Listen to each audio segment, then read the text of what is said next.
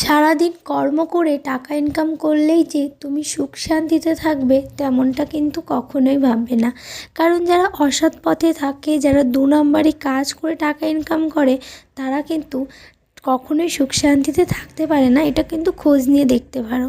আমরা অনেকেই মনে করি ধন সম্পত্তি আছে মানে ঘরে লক্ষ্মী আছে, তেমনটা কিন্তু নয়। মানে টাকা পয়সা কিন্তু আমাদের কংসের ঘরেও ছিল আর রাবণের ঘরেও ছিল, কিন্তু তাদের ঘরে কিন্তু লক্ষ্মী ছিল না। তাই আমাদের ঘরটাকে সুন্দর করে রাখতে হবে, সবসময় একটা পজিটিভ ভাইব রাখতে হবে। তার জন্য কর্ম কিন্তু আমাদেরকেই করতে হবে। ভগবান আমাদেরকে কৃপা করে 24 ঘন্টা দিয়েছে, তার মধ্যে যদি আমরা কিছুটা সময় বের করে ভগবানের সেবায় যুক্ত হতে পারি, তাহলে কিন্তু অবশ্যই ঘরে একটা পজিটিভ ভাইব আসে। এখন হয়তো ভাববে যে ভগবানের সেবাই করতে কেন হবে? হ্যাঁ, করতে হবে। একবার করেই দেখো না, হাজার কর্ম করো না কেন, হাজার সৎ কর্ম করো না কেন, কিন্তু আমরা যে মনুষ্য জীবন পেয়েছি, একবার যদি ভগবানের সামনে মাথা নিচু করতে পারি, তবেই বুঝতে পারবে যে সত্যি আমাদের গৃহে পজিটিভ ভাইব আছে কি না। আমরা সনাতনী, আমাদের উচিত আমাদের যে 84 লক্ষ যোনির পর যে দেহটা পেয়েছি, সেটা দিয়ে কিছু করার ভগবানের জন্য।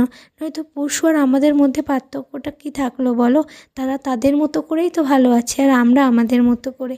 যাই হোক, অনেক জ্ঞান দিয়ে ফেলছি, কিন্তু দেখো আমিও কিন্তু সারাদিন পরে এই সন্ধেবেলাটায় অনেকটা মন দিয়ে যা যা করতে ইচ্ছা করে, আমরা প্রত্যেক দিন নিয়ম করে এই সন্ধেবেলাটাই করি। সারাদিনে তো যাই ভগবানের কাছে, কিন্তু সব কাজ শেষে সন্ধেবেলাটা যেন একটা অন্যরকম অনুভূতি লাগে। যখন সারা ঘরময় ধূপবাতির গন্ধে মোমো করে না, তখন গৃহটাকে যেন মনে হয় মন্দির। এই গৃহতে যে কী শান্তি, সেটা শুধুমাত্র আমরাই জানি।